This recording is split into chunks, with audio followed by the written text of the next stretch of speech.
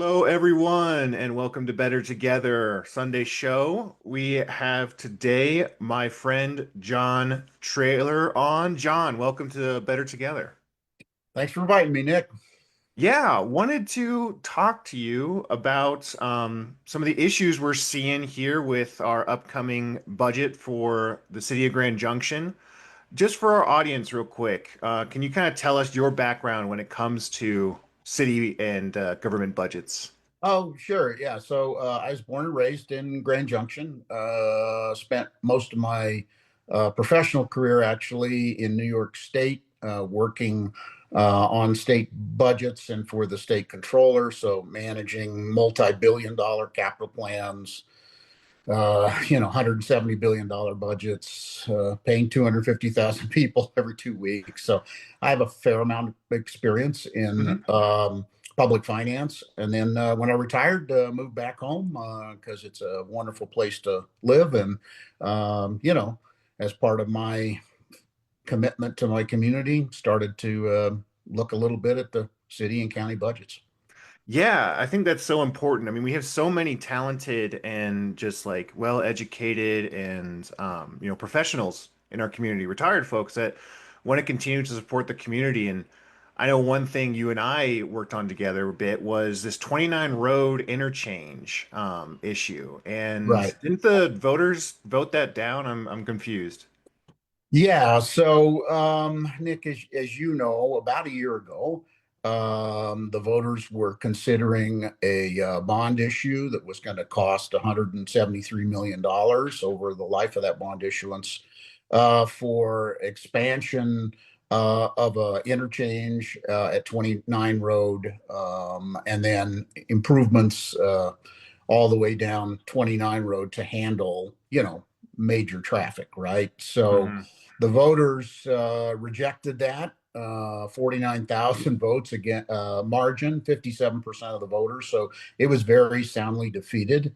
And I think it was defeated because of some of the issues that we raised when we started to actually look into this a little bit more, right? So, the there wasn't any state or federal support for this. In fact, the state government, CDOT, had raised safety concerns about putting an interchange so close to Horizon Drive. Their model showed traffic deaths actually might increase, which, of course, is very bad.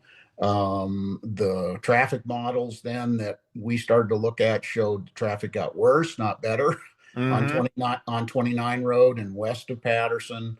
Um, Obviously, it's a very, very expensive project for a community that is not a wealthy community and frankly had higher priorities. The voters again and again have told both the city and the county their priority is taking care of our existing roads and bringing them up to a state of good repair. I don't know if folks know, about 27% of our roads are rated poor in this community. Mm. Of course, people know that by all the potholes that they We can hit. see it. Yeah. We I think most of the taxpayers would say, hey, if we're going to spend money, let's spend money to take care of the existing roads. So, the voters, in their wisdom, I think rejected this for good reasons. hmm I would agree. I would agree. I mean, I'm always happy to hear other sides, but it's something that just existing infrastructure and just other projects within the city and county scope. So our understanding is it looks like the city is planning on putting $3 million towards this project. And in speaking with you, the county is also putting in millions of dollars to continue on 29 Road after this vote was already taken. Yeah, we've obviously been keeping an eye on this because we were concerned that somehow it would try and get resuscitated. Hmm. And it looks like it is in kind of a piecemeal fashion. So the county has $3 million in their capital budget earmarked for 29 Road, and the city has 3.4 million. The city says that they have $3 million in grants to pay for their chunk of it. 2 million of that's a congressional earmark that we think might be tied up in the budget mess in Washington. and Yep. another million is for a grant that has not been secured yet. So, um, again, are they going to move forward if they don't get this money? Not clear. But in any event, the city's capital budget calls for a plan to be developed for 29 Road north of Patterson all the way to G, and designate that road as a 5-lane arterial, a major arterial. So think Patterson Road. That's a Right. major arterial, right? So, what does that mean? It means that clearly they want to move forward with a project that has the capacity, right, to carry much, much more traffic, connect it to an interchange at some future date, right? Mm-hmm. And again, make other changes that would, in essence, do the project that was rejected by the voters. And they're doing all this, in a way that we feel, isn't as above board as it should be. The council has made, you know, transparency and communication Mm-hmm. as two of their real priorities for their new strategic plan. And yet, at least to date, there hasn't been any commitment to hold neighborhood meetings to kind of, highlight this in terms of so the voters know, hey, that this is underway and get input from them. And we just don't think that's the right way to proceed with a major project, right? That Well, this would be adding additional lane expand like widening 29 Road massively and even into I think like much closer to property lines that are already existing there. Yeah, and the city hasn't produced it yet, so until you see it, you don't know how far that's going to happen. But yeah, I mean, Sure. just walking up there, right? You Mm-hmm. know that at least some property is going to have to be taken as a part of this. We're not. I don't think anybody disagrees that improvements to that road need to happen. Sure. No, there's a charter school up there. There's a number of residential neighborhoods that have been built up there in the last few years. I mean, there's more traffic. And so that road needs to be improved. But I guess the question we would ask is, does it need to be a 5-lane arterial? I mean, Mm-hmm. what is the purpose of this, right? Particularly, making that kind of improvement and doing that kind of project on a north-south axis when, for the most part, the problem is east-west, right? The problem is Patterson Road, and shouldn't we be focused on ways to maybe make that work better, while at the same time saying, hey, this is a local road, right, that needs to Mm-hmm. be improved so that people who live up there can get, to and from their homes safely. Yeah, focus on 29 Road as it is with just, better serving the community that it currently serves versus trying to drive in more traffic, honestly, from the highway in an area that's, it's already pretty clogged up. And you're right, it's that more of that east-west. So that needs the assistance, that needs that alleviation. So what are kind of some of the ideas that might be available for the city and county to focus on more to try and alleviate that Patterson? Yeah, I mean, I'm certainly no transportation expert, and you can, Sure, bring some folks on the show that might speak a lot more authoritatively than this. So, definitely, from what I definitely. understand, right, the city's own capital plan admits that there needs to be improvements done to Patterson, and first and foremost, putting in turn lanes, right-hand turn lanes, along Patterson where they don't exist would Hmm. really help the flow of traffic because anybody who drives that, as I do, knows that traffic tends to back up when people make a right hand turn there because they have to slow down to do it, right? Hmm. Hmm. And so during rush hour, that's when you get that kind of cascade effect that backs things up. So the city's own capital plan acknowledges that there needs to be some turn lanes put in there, some interchange improvements.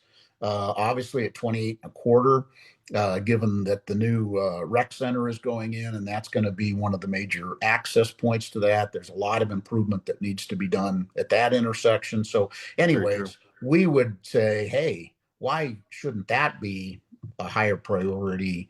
Let's get going on that. Um, Well, it's you again, know, it's focusing on what already exists in a lot of ways. Correct. Yeah. Yeah. And again, as I said, the city's own capital plan kind of acknowledges that. It's Hmm. just a question of, hey, isn't this where we should be having the staff spend their time, spend the taxpayers' dollars improving that? One area that we'd like to see more analysis done is in looking at mass transit, right? So, Grand Valley Transit does a great job with what they've got right now. I believe they're going to be investing in purchasing some more buses. Mm. We'd like to see somebody take a look at the concept of express buses that would move people to and from work. Lots of different communities use an express bus park and ride type system to move people to work. And we have major concentrations, right? At Seventh and Patterson, where the medical complex is, and Intermountain Health, out at the mall, right, where a lot of people work. Obviously down in the Main Street area. So the idea of maybe having some express service to move, people who need to get to work, to and from work, a little more efficiently, so that they would consider taking the bus, is something we'd really like to see explored. Well, I know in Fort Collins, and we've become such of a heavy college town, and continuing to build up the population of CMU, they had, the city had dedicated bus routes just to the university Right. and moving. I mean, we got tens of thousands of students here, and more living off campus. So that's gonna be a major traffic issue as well. Yeah, so I think that's another good example, right? Of it would be great to see, some analysis of that, and to see if that might be something that would help alleviate traffic on Patterson, on North Avenue, on Grand Avenue, on some of those major east-west arterials, and frankly, get people to work efficiently Hmm. and quickly, right? That because it has to be competitive with driving your own car. Uh, Totally, totally. and then, last, the thing that I think we raised last year, as you know, is that CDOT is already making a significant investment in the I-70 business loop, Mm. as the bypass, the loop around Grand Junction, right? Hmm. And so, understanding how that might impact the flow of traffic, and where improvements could we be made to maybe make that more efficient as people connect into that business loop, and as those improvements are made, again, is something that we'd like to know more about, Right. and see if that might be, again, the investment's already being made, how we can leverage that investment to move traffic better. So the question, and we can speculate if you want to, you don't have to. Why? Why does this keep on coming up? Why, like, I mean, losing by 13% in a vote is pretty massive. And politically speaking, that's close to a landslide of over 10%. And it seems like they're still just moving ahead. What's going on? Well, I would let the city and county officials respond to that.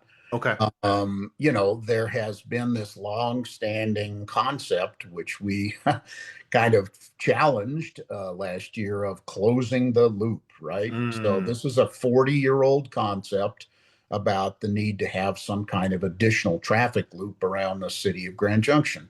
Well, in 40 years, certainly 29 Road has gone from agriculture and open fields to heavily residential. So, hmm. that concept is a very different concept when you're talking about running a major highway through where people live now, Hmm. right? There is clearly interest by developers in trying to get access to land north of I-70. Mm, And we saw that with folks who financed the pro 29 road interchange last year. And hey, they clearly would benefit. Uh, sure. although they didn't indicate they were going to put any money in towards the project. And And that's a common thing, right? When we see these interchanges, there's a lot right, of developers that will contribute to them. that's right. In the discussions we had with CDOT in trying to learn more about this project, they said that certainly when there is a interchange put in many areas along an interstate highway, the developer pays a significant amount of that because obviously they stand to benefit. And we started to raise questions about whether that was the kind of development that the valley needs right now. And we just got going on 24 road after making a big investment out along there. We True. still have Horizon Drive right next door to that that is continuing to develop. We have lots of empty parcels down along the riverfront where the Hmm. city has already made significant investments. So I guess we would ask people to think, geez, if we're going to spend the kind of money we're talking about spending on a project like this, taking on 170 million in debt, and it's probably more than that now, versus continuing to push for investments in areas where we've already put in the infrastructure, that might make a little more sense from an economic development perspective. So, I think there are people who clearly have interest in continuing to push this. I guess what we would say is if the interest is in improving traffic and in safety, we're not sure that this is the right way to do it. Well, I'm going to add in just one more thing from the community side of what this could do for existing infrastructure. $6.4 million would fix the Orchard Mesa pool. Right there. Just this money that's going in right now. And I know there's grants, etc., but if you're able to pull in those funds, why not try and pull in those funds for something that the community's been fighting for nearly half a decade? Yeah, again, the money that is being used for this, supposedly is coming from grants that would be Sure. specific to Earmarked. Yeah. transportation. But I think you raise an important question, Nick, which is how does this fit into the overall priorities, right? Capital project priorities for the city and county. As you know, the county pulled out of support for the OM pool. Uh, Right. and that was unfortunate. Hmm. But I think though that's exactly the kind of thing that we're trying to raise again by coming on your show and talking to people about it. Certainly talking to the neighborhood again. Um, you know, this should be this should be done above board. This should be part of a larger discussion. And again, it should be in keeping with certainly the city council's attitude of transparency, communication, and frankly their prioritization of investing in existing highway infrastructure. So 100%. 100%. I'm just pulling up real quick. I'm gonna make sure that I get the time right because speaking of ability for community to step up, I know there's a community town hall coming up next week to talk with our city council members. I believe, let me just double check, but I believe that's going to be Tuesday. right, And yeah, it's Tuesday at the library from 5:30 to 7. I do think you perfect. have to RSVP, so Okay. I'm not sure if seats are still available or not. But we're going to have a neighborhood meeting up at Independence Academy at that same time, Tuesday at 6 o'clock, just to talk Oh, okay. to the neighborhood people and make sure they're aware of that this proposal is back because they're the ones that are obviously most immediately impacted, and frankly, they deserve input and some information on this. So we're hopeful that we can nudge the city to commit to that. There Right. is a city budget hearing on November 5th at 5:30, and people can go and comment directly on the budget. So if you want to raise questions or make comments on this proposal or other city proposals, that's the time to do it because they'll be considering the budget for next year. And obviously the county has a meeting as well. I think theirs is on the 28th at 9 o'clock. Again, a Mhm. public comment period. People could go and talk about this. If you don't have the time to do that, it would be great if folks would email, city and county officials, CDOT, others who, have input on this project and let them know what your concerns and questions are, so that they hear from the community about, what those are. I think that's very important, even before the work gets underway, right? Right. So that again, things aren't kind of presented as a fait accompli, right? But Hmm. the community really lets its needs and concerns be addressed in that plan. Right. No, the people deserve a voice on this, 100%. And I know you've worked really hard, and the No on 29 Road Debt Committee has worked really hard on educating the community and making sure that their voices are heard. So just want to thank you, John, for coming on. Any last words in regards to this work and making sure that the community is aware of what's happening? Yeah, no, I mean, again, I understand people are busy, particularly working folks, right? And so, old guys like me try and help educate them. Obviously, people are going to make their own decisions, but to me, this is about transparency. First of all, let's be above board. Let's do this eyes wide open, and with input from the community that's affected.